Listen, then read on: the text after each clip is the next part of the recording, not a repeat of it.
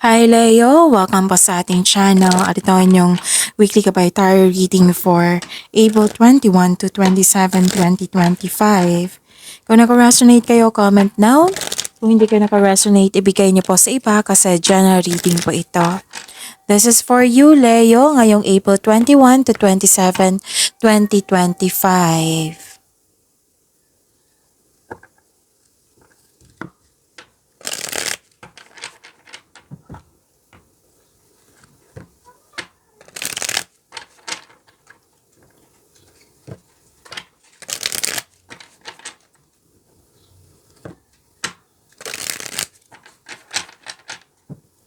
Para po ito sa inyo, Leo, ngayong April 21 to 27, 2025.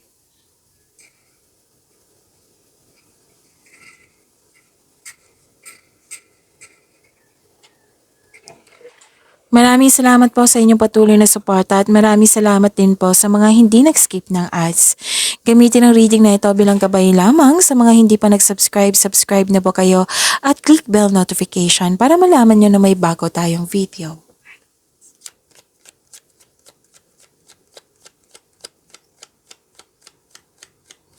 Spirits Guide, mga ganap pa para kay Leo ngayong April 21 to 27, 2025. I need 3 cards po.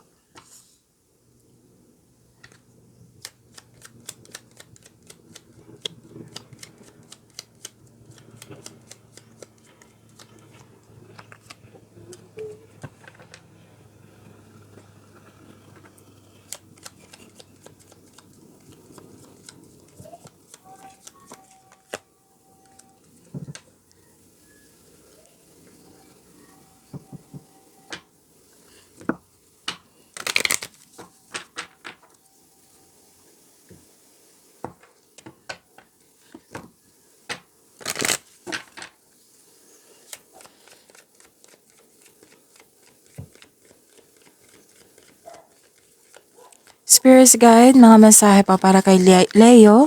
Ngayong week na ito ay need 2 cards po.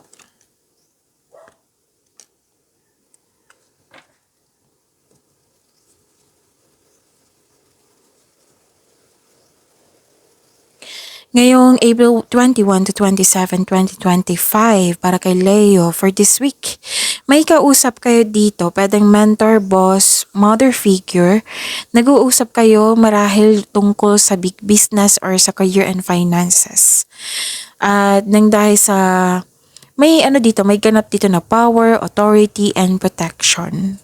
At nakikita ko rin dito na bibigyan mo ng aksyon yung matagal mo ng plano.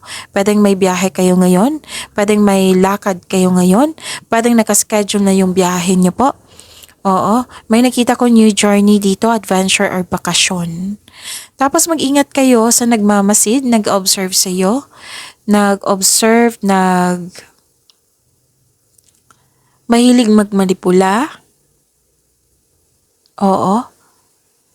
Mahilig mangialam, may gusto siyang kunin sa'yo, nag-spy, nag-o-observe. So, mag-ingat kayo sa kanya. Kung gusto niyo malaman kung sino po ito, then ask your intuition.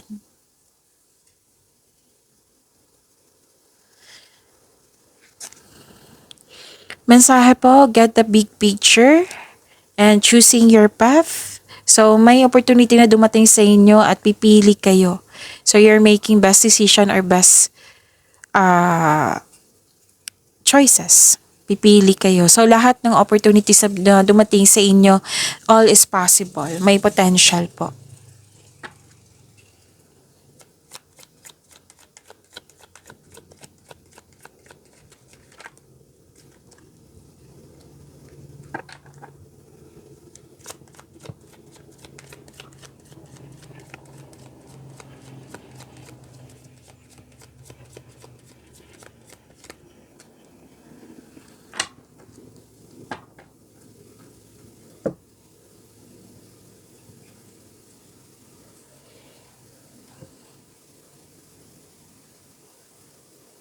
Kung may narinig kayo or may nakita kayong repeating message, like for example, nanood kayo sa isang video ngayon sa channel natin, at ngayon nanonood kayo sa weekly Gabay Tarot reading nyo, kung may napansin kayong repeating message, yan po yung ibig sabihin na pinupush ng cards nyo na kailangan yung bigyan ng atensyon, solusyon at aksyon kung maaari po.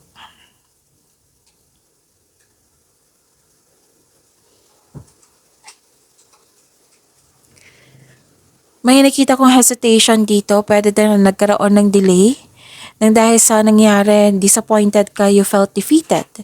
Pwede din delay sa pagdating sa hinihintay nyo, delay sa paggawa ng aksyon kasi may hesitation, or delay sa paggawa ng desisyon kasi may tutol. Pwede din nagkaroon ng hesitation kasi naghahanap ka ng timing, or nabigo ka na noon kaya gusto mong siguradong sigurado yung gagawin mong aksyon. Pwede din ayaw mong umalis sa comfort zone mo. Tapos, mag-build po daw kayo ng konkretong plano para magkaroon kayo ng confidence at alamin mo kung ano yung pumipigil sa'yo.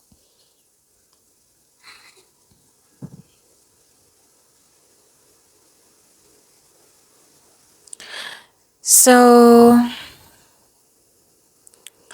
marami sinabi dito. Pwedeng pagdating ng isang bagong tao sa buhay mo, pwedeng bagong pag-ibig, pwedeng bagong tao na kaibigan mo, basta bagong tao na which can arrive in many forms. Basta love, about love to. Pwedeng self-love, pwedeng magkakaroon ng bagong relasyon, pwedeng bagong connection sa isang tao na magbibigay sa'yo ng love, peace, and happiness in yung buhay. So this is gift from the universe. Oo. So this is destiny. Pwede din parating na job opportunity or new sources of income. Pwede din nag-enjoy kayo sa mga ginagawa nyo ngayon. At magaan kasama yung tao or mga tao.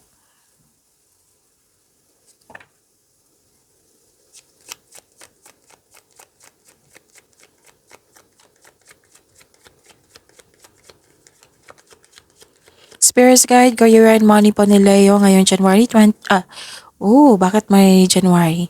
Ngayong April 21 to 27, 2025.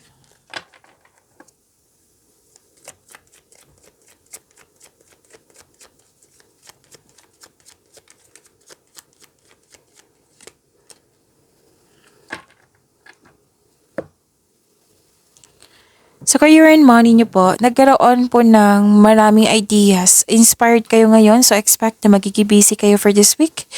Pwede din nagpaplano kayo ng dagdag investment para magkaroon ng financial growth. Mas lumaki ang pangarap mo, kaya nagpaplano ka ng dagdag investment. Para sa mga may trabaho, what I meant is sa mga trabaho, sa mga negosyante, nagpaplano kayo mag-level up. Pinagigihan mo yung trabaho mo para magkaroon ng promotion, dagdag kita, pagtaas ng kita, pagtaas ng sweldo. Nagmuni-muni kayo ngayon, nag-iisip ng mga plano, pangarap mo sa buhay. So, dalawang card na mismo nagsabi dito na gusto nyo mapag-isa para makapag-isip, makapagpahinga. Oo, soul searching. Oo. Pero doon gusto nyo mapag-isa para ayaw mo ng companion, ayaw mong may kasama. Gusto nyo mapag-isa para what I meant is gusto mo magtrabaho mag-isa rather than in collaboration. So, feel free yourself para makapag-isip ka ng mabuti, ng maayos. So, dalawang card ni mismo nagsabi dito na magbigay ka ng sipat, panahon, time, effort para magkaroon ng promotion or gagawa kayo ng business investment. Dalawang card na nagsabi dito.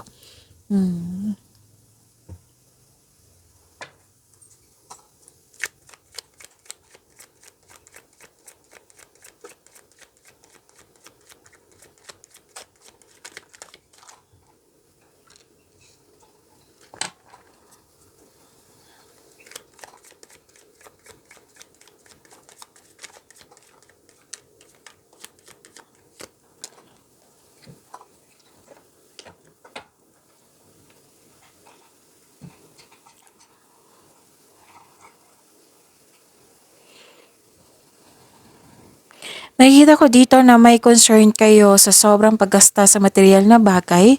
Pwede din sobra to sa trabaho or sobra sa paggasta ng bagay.